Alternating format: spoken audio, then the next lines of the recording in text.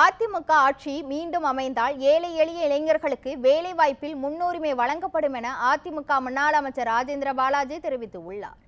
விருதுநகர் மாவட்டம் ஸ்ரீவில்லிபுத்தூரில் கிழக்கு ஒன்றிய பூத் செயலாளர்கள் மற்றும் நிர்வாகிகள் நியமனம் குறித்த ஆலோசனைக் கூட்டம் அதிமுக முன்னாள் அமைச்சர் ராஜேந்திர பாலாஜி தலைமையில் நடைபெற்றது.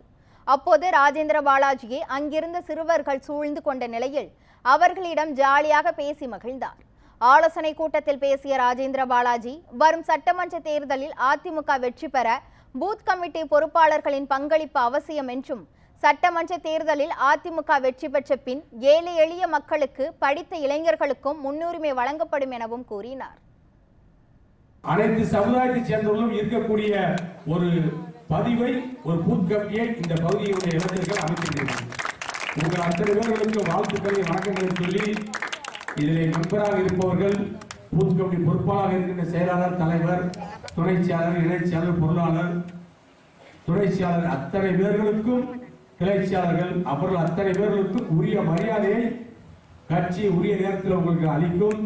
இன்றைக்கு நாங்கள் இரவு நேரத்தில் வந்து இந்த பூத் கமிட்டி அமைக்கின்றோம். அதற்கு பின்பு எப்போது வேணாலும் உரிமையோடு எங்களிடத்திலே, நான் இந்த பூத் கமிட்டியினுடைய பொறுப்பாளர், இந்த பூத் கமிட்டியிலே துணை செயலாளராக இருந்தேன், இந்த பூத்திலே நான் பணியாற்றி இருக்கிறேன் என்று நீங்கள் தைரியமாக எங்களிடத்திலே உங்கள் கோரிக்கைகளை சொல்லி கேட்கலாம், உரிமையோடு கேட்கலாம்.